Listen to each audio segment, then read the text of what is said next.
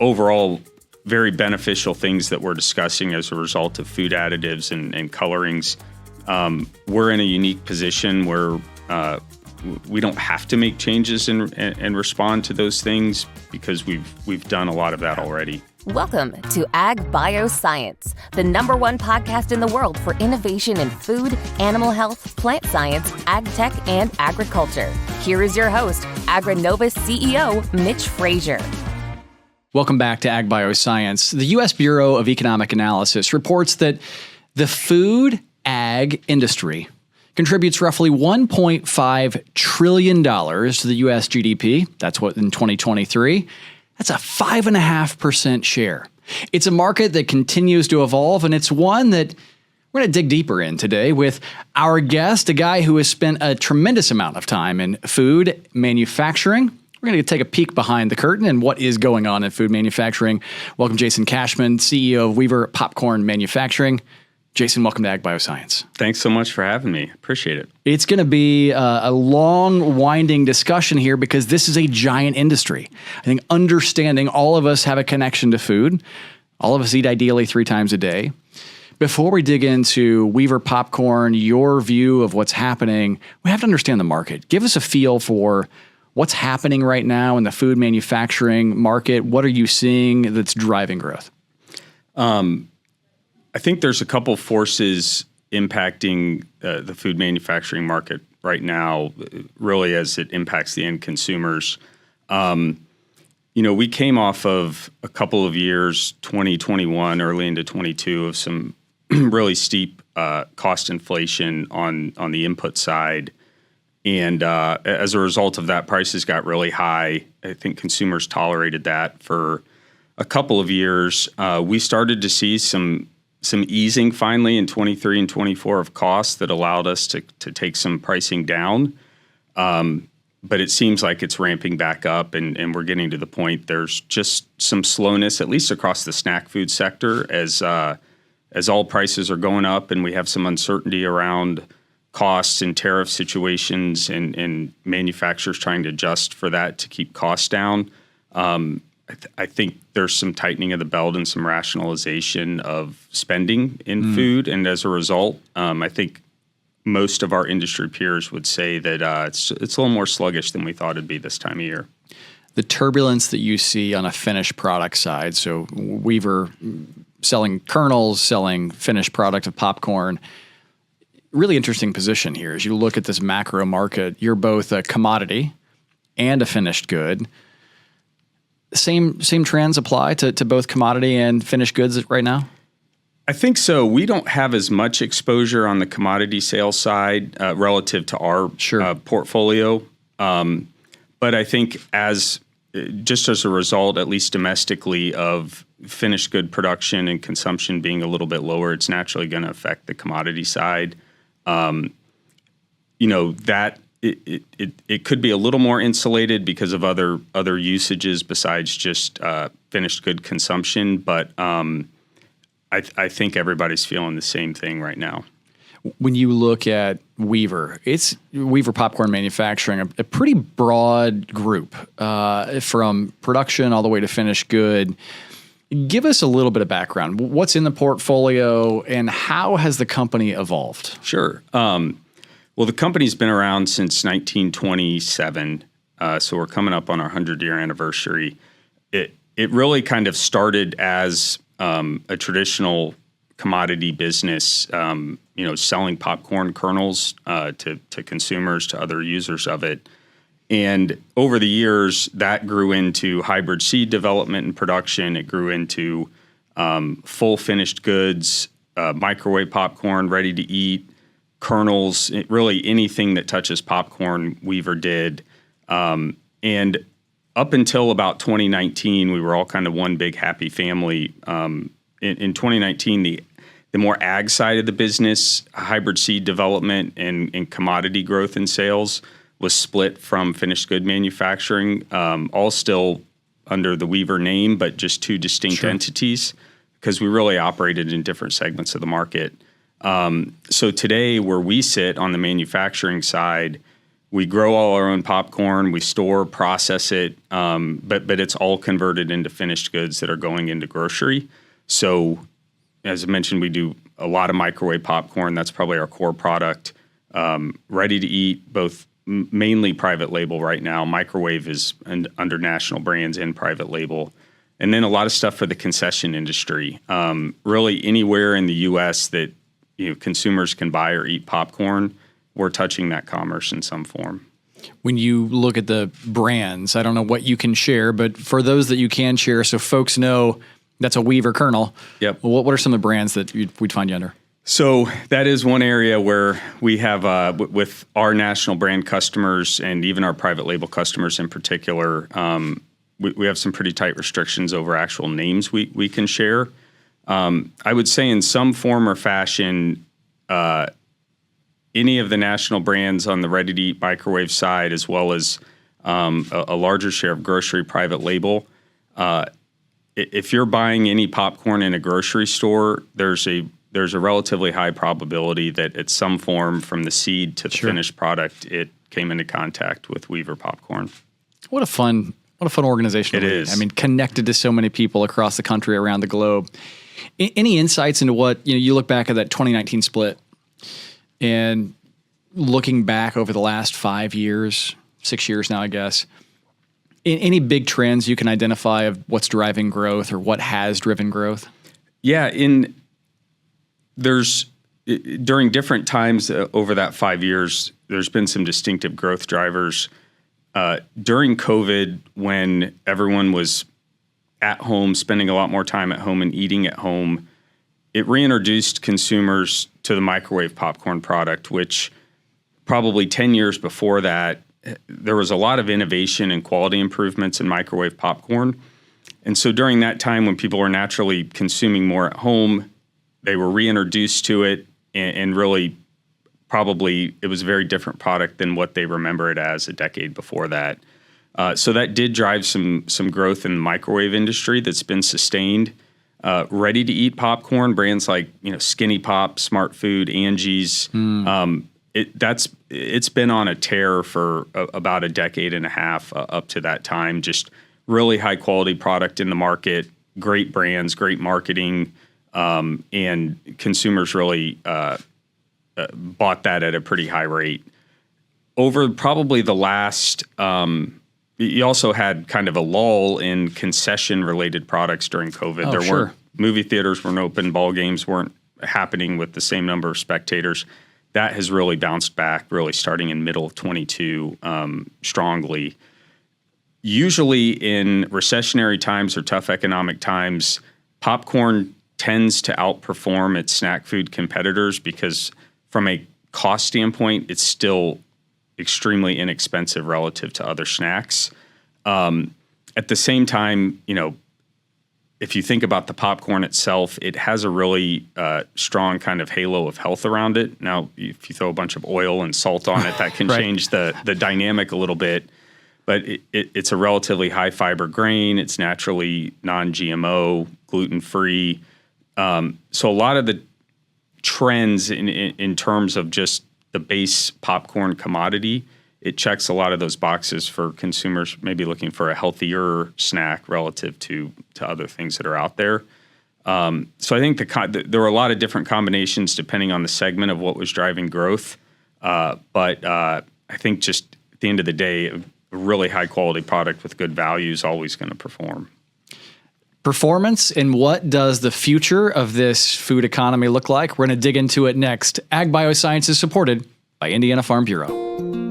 From berries to dairies, from crop advisors to data analyzers, Indiana Farm Bureau is at the forefront of the top issues impacting Indiana agriculture. No matter your role in the ag industry, Indiana Farm Bureau membership means you'll always have a champion and an advisor.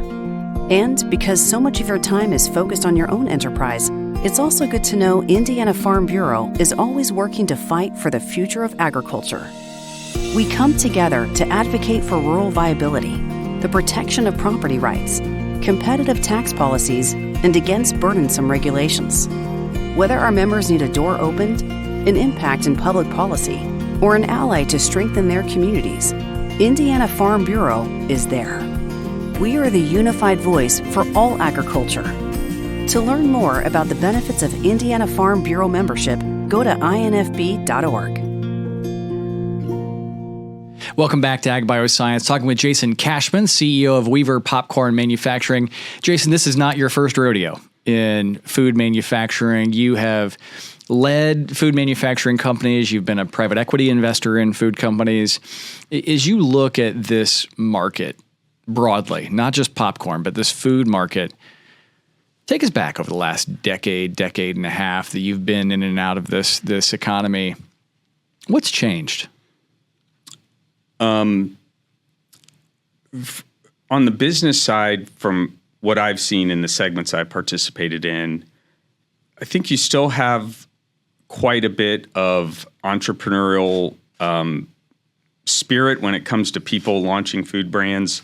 You know, if you've heard of Dots Pretzels, sure, it's a great example. When that company was started, they started it out of their home. No one would have thought the world needed another pretzel, but they brought something unique and interesting and grew that to $1 billion business on a product that already largely existed and was relatively saturated. So you do still have some of those entrepreneurs bringing new products, new ideas to market. I think that has become much more difficult over the last 10 or 15 years for the startup food company to prosper. But the Sweets and Snacks show was here in Indianapolis a couple of weeks ago, and you see a lot of that great innovation, and there's a lot of small companies out there doing it. I think it's just tougher for them to be here 5 or 10 years down the road or build something. It's tougher to get into grocery stores, I think, than it was 10 or 15 years ago. There's a little less regional buying and unique sets in there. The big companies tend to see some of that innovation and snap those guys up, and then they're able to blow the distribution out. Yeah. So I think that's one of the biggest changes I saw in the segments we've produced in. The other thing from a trend standpoint, consumers are always looking for things that are better for you, healthier. Right. So the types of ingredients that are used, particularly in snack food, you've seen more, ancient grains, quinoa, amaranth being introduced versus just, the historical potato starches, tapioca starches, things like that. It's still snack food. It's an indulgence at the end of the day, but if you can feel a little bit better about some of those ingredients and the nutritional profiles, those brands are seemingly outperforming the others or those categories rather. I think on the manufacturing side, automation has been a big change overall. Certainly as finding highly technical operators with high degrees of technical skills has become more and more difficult for manufacturers. Automation has played a key role. It also just helps with product consistency and quality when it's dosed the same way, manufactured the same way every time. I think our biggest, looking forward, one of the biggest long-term struggles is how do we recruit, train, and retain enough talented and skilled people within the company, because we're having to do more training ourselves versus hiring already trained folks to help make the product. One area that's been interesting to get to know you and get to know the company is vertical integration. You talked early on about we're growing our popcorn and we're sending out a finished good in some cases on the other end of the production system. Is vertical integration in food becoming more popular? Is that an area that we should keep an eye out for? It's a good question.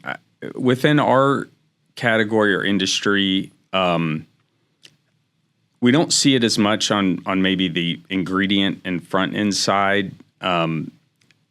Having part of the reason we're successful in vertically integrating on the growing side is we have multi-decade relationships with growers that know how to grow popcorn, some 3rd, 4th generation growers that work with us. It's something that can't be created overnight. And it's a real close-knit community that we've worked with for a long time. in terms of some of our production processes, I think that I've seen personally companies gravitate more towards that when during COVID there was a lot of supply chain disruption on the backside of that, just trying to get things in timely, cost efficiently, and reliably. There were other parts in our history where we experienced that same thing, where we brought in, we make our own bags for microwave popcorn production. That was a result of just supply chain disruption in the early 2000s.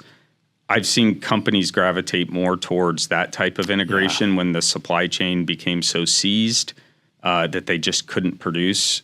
They had to look for alternatives, and that's a good long-term approach if it makes sense. Risk management 101, right? To remove the variable that you can remove. Yeah. One of the areas that I think has become a real focus, certainly over the last 6 months, is the focus on health. You mentioned early on and some of the trends that you're seeing macro, but we can't talk about food today without talking about policy, federal policy, more moves around making America healthy. How are you seeing, as the CEO of a food manufacturing company, how are you seeing, and none of them are changes yet, they're ideas for changes or contemplated policy. How is that affecting you? For us specifically, some of these changes that are being discussed right now really won't affect us because they're changes that the Weaver family decided to make a long time ago, well before it becomes policy. It's one thing they have always tried to get ahead of is, do the right thing before you're mandated to do the right thing. So whether it's removing trans fats, certain kind of coatings off the bags, artificial colors and flavors. It's been years and years, and in some case decades, since any of those things were in our products. Sometimes that's just a result of the customers that we deal with that want a very high quality product, clean label product. Right. The market pushes that on us. Sometimes it is a result of we can see where the industry and the market is going, and we want to get ahead of that. So I think they're overall very beneficial things that we're discussing as a result of food additives and colorings. We're in a unique position where we don't have to make changes and respond to those things because we've done a lot of that already. It's we could spend a lot of time talking about that evolution because I do think we're going to see ripple effects across the food system. We have time for one more question, Jason, and this is one where I always love this because I have no idea where it's going to go. Is give us some insight. What's next for Weaver Popcorn Manufacturing? What are you thinking about the future? So most practically, what's next for us is we're on the front end of starting a capital project to add ready-to-eat production to our Van Buren, Indiana facility. That is something that we've been working on for quite some time to really grow our presence on the ready-to-eat side. Very highly automated, high-quality production, some good wage, high-paying jobs that'll come with that as well. Great. So that's really exciting for us. It's a space we were in the past, and we're really looking forward to getting back into that again. Additionally, most of our business is domestic, but there's a lot of popcorn consumed outside the U.S. and growing at a faster rate as well. So we're really spending some time strategizing and looking into how we can use the manufacturing base and the vertical integration we have in the U.S. and take that product, finished product, to other markets. But aside from that, we really have, we have done the same thing very well for a long time. And, a lot of our strategy and a lot of what we look for is just, it's really a 3 yards and a cloud of dust approach. Just keep your head down, service the customers well, make good quality product. And, if we do those things, you make it through the market ups and downs and the macro changes that can happen from time to time. So we really want to stay focused on popcorn long term and do it better than anybody else. There's not a lot of secrets, innovation, things like that from a product perspective. Just keep making what people really love to eat, and that's what we're continuing to focus on. Power of focus. That's right. Power of focus. I love it. He's Jason Kashman, CEO of Weaver Popcorn Manufacturing.